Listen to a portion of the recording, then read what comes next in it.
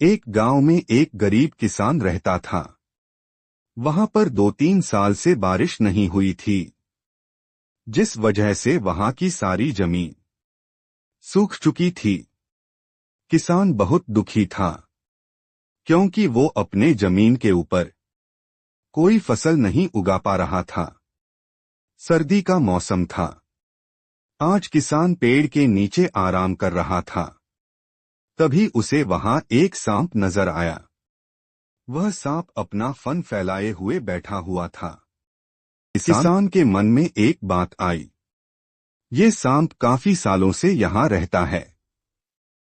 इसे भी इस अकाल के समय में मेरी तरह खाना ढूंढने में परेशानी होगी।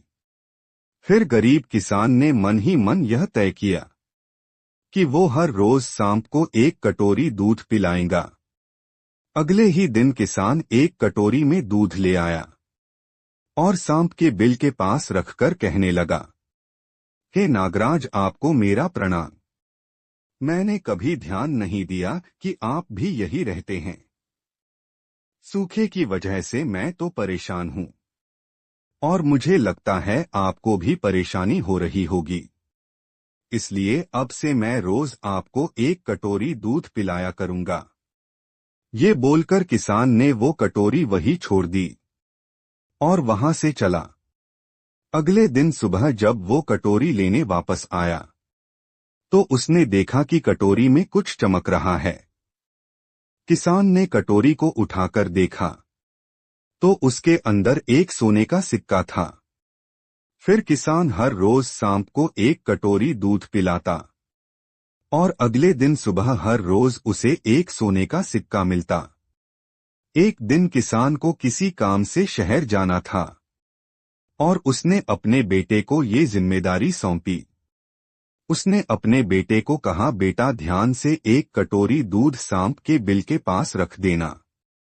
किसान के बेटे ने अपने पिता के कहे अनुसार एक कटोरी दूध सांप के बिल के पास रख दी। अगली सुबह उसे भी सोने का सिक्का मिला। उसके बेटे ने सोचा कि यह सांप तो बड़ा कंजूस है, जरूर उसके पास बहुत सारे सोने के सिक्के होंगे, लेकिन यह तो हर रोज बस एक ही सिक्का देता है। अगर मैं इसे मार दूं तो मैं इसके सारे सोने के सिक्के ले सकता हूं। अगली शाम जब लड़का दूध देने के लिए गया, तो उसने सांप को देखते ही उस पर छड़ी से वार किया। मगर सांप भी सतर्क था। उसे छड़ी तो लगी, पर उसने किसान के बेटे को भी डंस लिया। सांप का विष बहुत ही जहरीला था। देखते ही देखते किसान के बेटे की मौत हो गई, और जख्मी सांप अपने बिल में वापस चला गया। जब किसान वापस लौटकर आया, तो उसे अपने बेटे की मृत्यु के बारे में पता चला। साथ ही वह बहुत दुखी और क्रोधित होकर सांप के बिल के पास उसे मारने पहुंचा। तभी उसने सांप को देखा कि सांप को भी काफी चोट आई है। उसे देखते ही वह समझ गया कि उसके बेटे ने सांप पर हमला किया होगा। वो समझ गया कि परिस्थिति ही कुछ ऐसी हो गई होगी कि सांप ने उसके बेटे को डसा होगा।